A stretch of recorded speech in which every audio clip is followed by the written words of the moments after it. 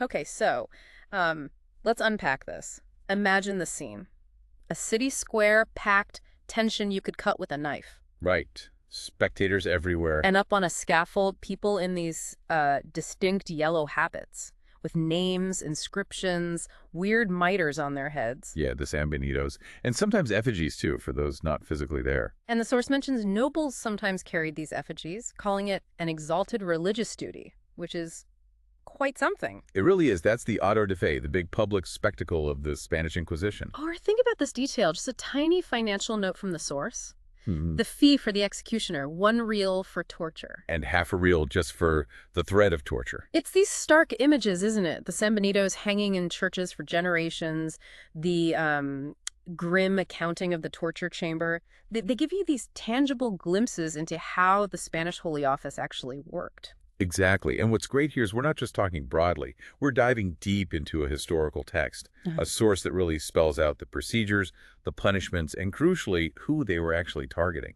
Right. It lets us get past the sort of general horror and understand the mechanics, how it functioned day to day based on their own records or contemporary accounts. Mm-hmm. So our mission in this deep dive is really to unpack all this dense material, pull out the key bits of knowledge, and figure out what it really reveals about this infamous institution. Not just the what, but the how and the why. Definitely. And to start, one of the most crucial things this source highlights right off the bat is who the main targets actually were. Yeah. Because contrary to what a lot of people think, the initial, that sort of long-term focus wasn't primarily Protestants. Oh, interesting. The material makes it really clear the main focus was on the enforced converts from Judaism and Islam. Ah, okay. So the conversos, those who'd converted from Judaism, they were a major group. The source says forced conversion, often with the choice being exile or death, was happening as far back as 1391. Right. A long history there. Yeah. But what does the source say about how genuine these conversions were? Well, it notes a widespread, sometimes deliberate, lack of instruction in Christianity. So people didn't even really know the faith they were supposedly adopting. Pretty much. It meant, for many, it was purely nominal, just outward survival.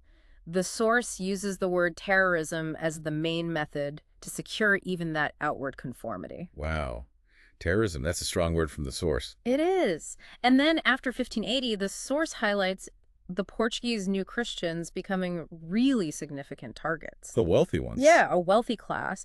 And the source points out the Curia in Rome saw them as targets of speculation, literally selling them protection that didn't always protect them. So they faced persecution in Portugal, fled to Spain. Only to face the Inquisition there, too. A tough situation. Definitely. And then you had the Moriscos, the new Christians from Islam. Right. Their conversion, often wholesale, and forced. Like in Castile in 1502, Aragon 1525. And their situation was a bit different sometimes. Vassals of nobles, particularly in Aragon.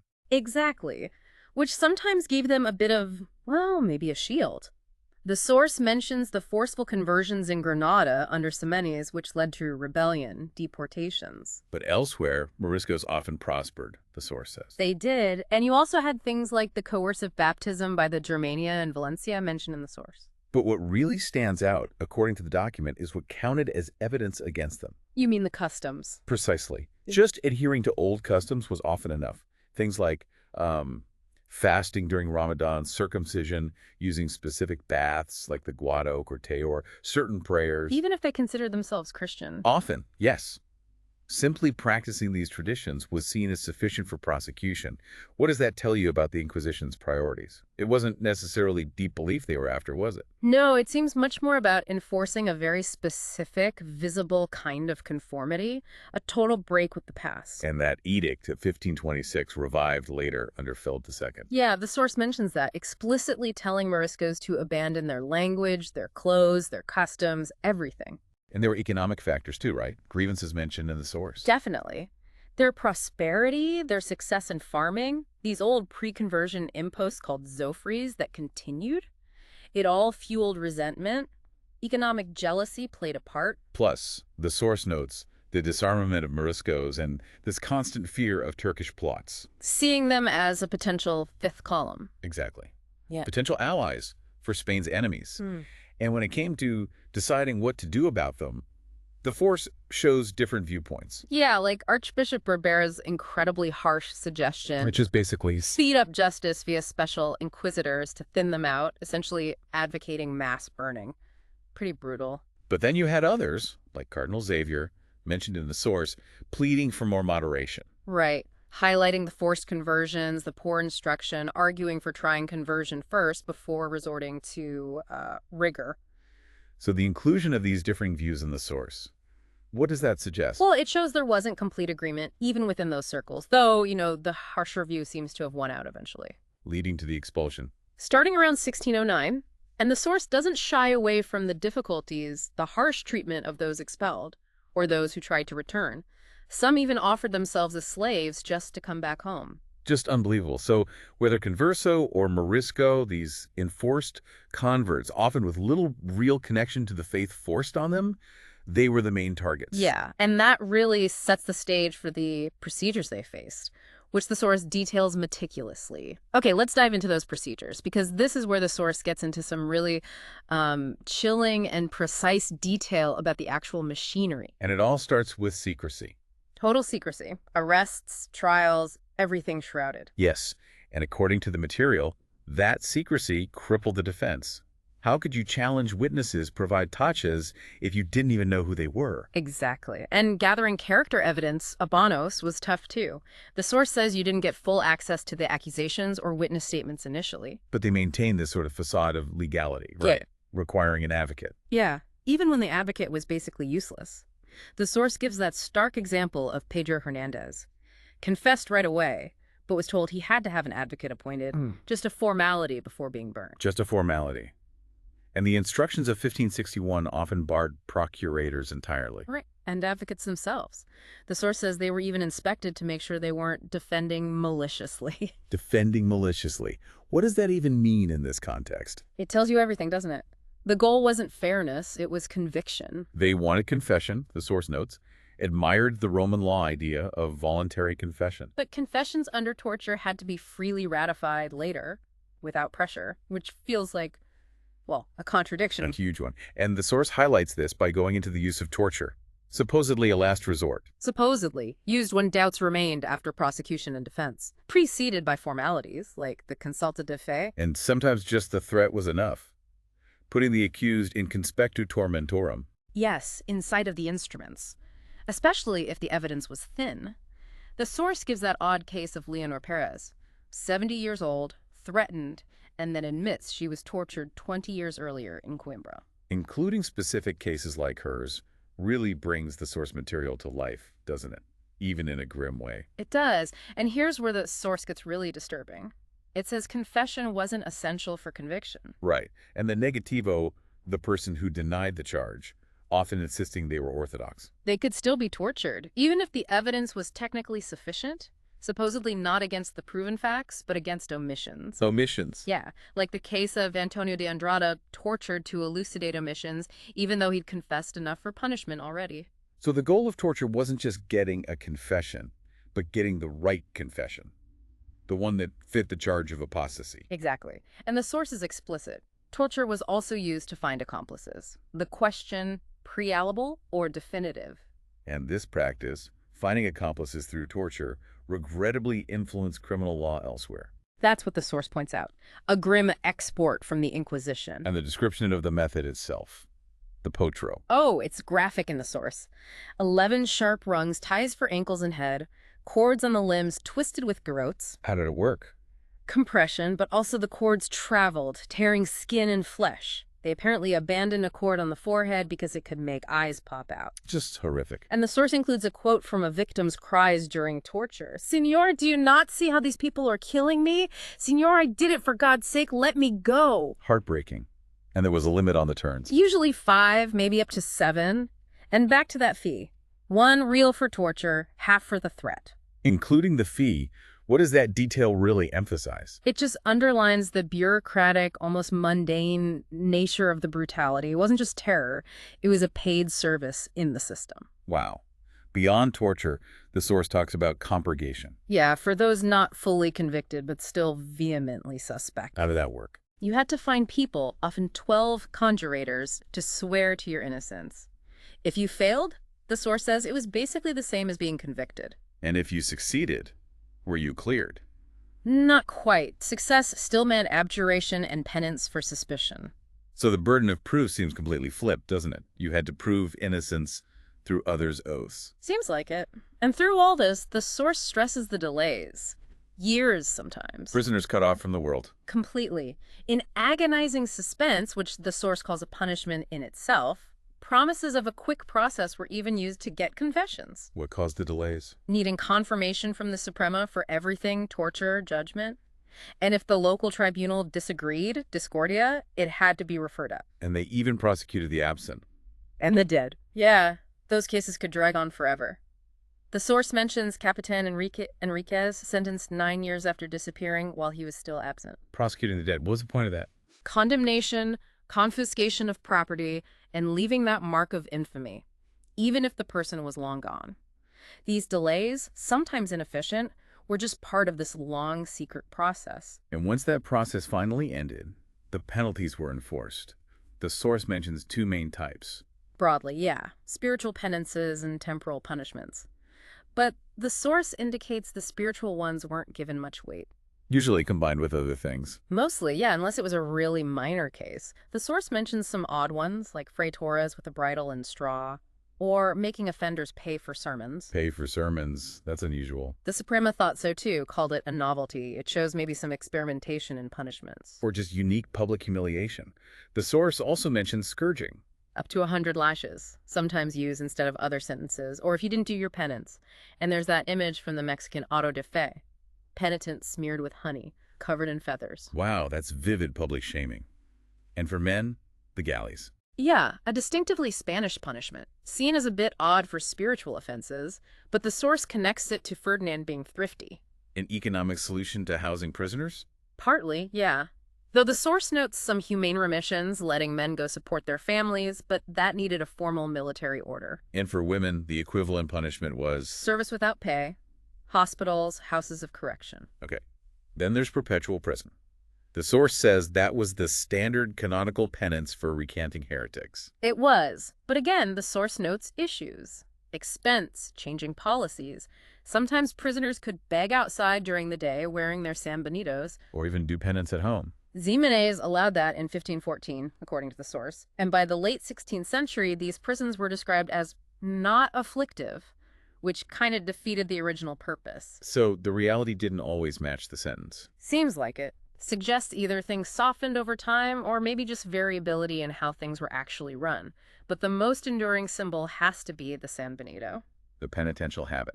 Sackcloth, ashes, cross. Had to be worn outside prison or the house. And its purpose, the source emphasizes, was infamy for the convict and their descendants. And they were hung up publicly. Originally in cathedrals, but later moved to the parish churches of the delinquents, to keep the shame local and alive. The source mentions the case of Lope de Leon's descendants facing issues because of this. Moving them to the local church really drives home the intent, doesn't it? Making it hyper-local, generational shame. Exactly. Though the custom faded by the late 18th century, fines were also used, the source says. Sometimes instead of penance, and as revenue. Definitely revenue. The source even mentions a letter about dividing fines in Seville, and the portero, a minor official, getting a cut. Even low-level officials had a financial stake. Seems like it. And all this led to lasting disabilities. A permanent stigma, hard to get clearance certificates, ruined careers. And the source highlights the injustice of punishing descendants centuries later. Yeah, for inadvertent words. A contemporary, Escobar, noted how inhumane that was. Rehabilitation was very rare. Even acquittal wasn't straightforward, according to the source. Often illogical, yeah. Sometimes, even if discharged, you had to abjure de levi or de vehementi lite or vehement suspicion and do penance anyway. Just for being suspected. Pretty much. Suspension without penance was rare. The Inquisition needed to seem infallible, the source implies. So they couldn't just admit they were wrong. Had to attach some blame, some penance, even an acquittal. That's the impression the source gives. All these penalties, enforced with varying rigor, built a system meant to control, punish, and leave a lasting mark. Not always logical by our standards, but systematic. And for the most severe cases, the endpoint was relaxation to the secular arm. which meant cutting the heretic off from the church, handing them over to the civil authorities for punishment. the church condemned the crime, then told the judge to spare life, not spill blood. Yes, but the source explicitly calls that adjuration a device. A device. Yeah. Invented earlier, the source says, to avoid the spiritual court getting blood on its hands directly, maintaining canonical purity while ensuring execution happened. The author clearly sees it as a legal fiction. So the civil magistrate just carried out the sentence, no questions asked. Sole duty was execution, no judging its justice. If they hesitated, they could be prosecuted as helpers or impeders of the Inquisition. Wow. That really shows the subordination of civil power, doesn't it? Absolutely. They were just the enforcement arm. And the punishment was usually burning at the brasero or quemadero. But there was a difference in how they burned people. Right. Burning alive was for the pertinacious, those who stayed obstinate, didn't confess or recant enough. And garroting. That was for repentant converts who recanted before execution, a quicker death. The source gives a statistic from Logroño in 1571. Fewer burnt alive compared to those garroted. Suggests a strong incentive to recant at the very end, then. Definitely. Choose garroting over burning alive. But the fate of the negativo, the one who denied everything, that was particularly tragic, as the source describes. Classified as impenitent, doomed to relaxation, burned alive. Yes. And the source highlights the tragedy. Tortured and killed for upholding orthodoxy because they couldn't confess to the apostasy the system demanded. The source calls them true martyrs. Using that term, true martyrs, what's the significance of that? It implies a recognition, even within the historical analysis, that some were killed not for heresy, but for refusing to falsely confess under duress. And relapse was treated incredibly harshly. Absolutely. Backslide after reconciliation. Considered impenitent, pertinacious. Abandoned to the secular arm, no mercy. That was standard canon law, the source notes citing Simancas. Any exceptions? Rarely. A third self-denunciation could lead to the stake. But the source does highlight a special exception from Moriscos regarding relapse. Because of their forced conversion. Exactly. Papal briefs were sometimes needed for leniency there, recognizing the unique circumstances. So, the church claimed to abhor bloodshed. But the system detailed in this source effectively delivered people to be executed, often by fire. And often, this culminated in the auto de fe, that public spectacle we started with. Its purpose was complex, wasn't it, according to the source? Very. Impress the populace, represent the day of judgment, edify the people, and crucially, show the subordination of civil power. Ferdinand and Cardinal Adrian apparently saw it as an eminently pious duty. So religious and political theater rolled into one. A powerful tool for social control, reinforcing dogma and the Inquisition's authority. The spectacle itself, yellow habits mitres staged in the plaza, sometimes smaller ones, autos particulares, in churches. Though judgments involving death technically shouldn't happen in churches. Right, the source notes the civil judges would wait elsewhere in those cases. And the procession was huge, the source says. Familiars, commissioners, notaries. Yeah, like 1,000 involved in Logroño in 1610, 500 or 600 in Barcelona 1627. It shows the scale of the administrative machine needed for these events. A very visible network reinforcing their presence. And the sentences were read out. Often very long readings, detailing the crimes con meritos. And crucially, the source notes notification of the sentence usually came at the auto itself. Meaning no chance for appeal at that point. Pretty much impossible, except in very specific cases. It prevented last-minute challenges, ensured the spectacle went ahead. And there are oaths. Elaborate pledges. Officials, the people, swearing to obey the Holy Office, persecute heretics. Even the king, if present, had to take an oath administered by the senior inquisitor. Binding everyone into the mission. Exactly. Then finally, the burning at the brasero. And carrying those effigies we mentioned, initially done by the lowest classes for pay. But sometimes nobles did it, as an exalted religious duty. That's what the source reports in one instance. Shows how the event aimed to involve and impress every level of society, framing participation as religiously significant. The auto de fe, as the source paints it, was this massive, carefully staged show of power, judgment, and punishment. Absolutely. But beyond the public drama and procedures, the source shows the Inquisition was deeply worried about control and suppression, especially foreign ideas. Like Protestantism and the fear of propaganda. Exactly. And they moved fast on that. Efforts to stop heretical books started really early, 1521, 1523. By 1525, the Inquisition had taken charge of censorship. That early focus on books. Yeah. What does that tell you? They saw the power of ideas immediately. Controlling information was key to controlling thought, which led to the Index of Prohibited Books. And the Spanish Index was independent from Rome's. Interestingly, yes, according to the source. It diverged even from Pope Paul I's strict index of 1559. What's the significance of that independence? It really underscores the Spanish Inquisition's unique authority within Spain. They set their own standards, even overriding Rome sometimes. A big part of this was expurgation. Making people hand over their books. Yes, and then literally blotting out the offending passages. The source notes how humiliating this was for book owners and to stop smuggling. The visitas de navios. Port inspections. And the source says it wasn't just about books. It obstructed trade, too. How thorough were these inspections? Systematic, according to the source. Opening everything, boxes, bales, barrels, looking for hidden books. And the impact? Huge delays. Detained books, endless consultations with the Suprema. It seriously hindered legitimate trade and, intellectual exchange. The source even mentions conflicts with civil authorities over these inspections and fees. The Suprema asserting its authority even over the king on this. That's what the source suggests. It shows how deeply intrusive these control efforts were right into the economy and civil governance. And that independence from Rome on censorship pops up again. Yes, the source gives examples. Invalidating papal licenses for books, sometimes refusing to publish Roman condemnations, like with Galileo's Dialogo or works by the Jesuit Juan Bautista Poza. Causing conflict with bishops sometimes. Occasionally, yes. It shows the Inquisition navigating complex internal church politics, pursuing its own agenda. The source also mentions prosecuting printers, booksellers, banning vernacular catechisms. Yeah, clear examples of obscurantism. Trying to control popular access to knowledge, limit independent interpretation, keep doctrine mediated by approved authorities. And finally, those statistics in the source. From Madrid, Cuenca. Right. The dominance of Judaism cases, 659 out of about 1,100 specified heresy cases. What do those numbers reinforce? They powerfully back up that initial point from the source, who the primary targets really were for much of the Inquisition's history.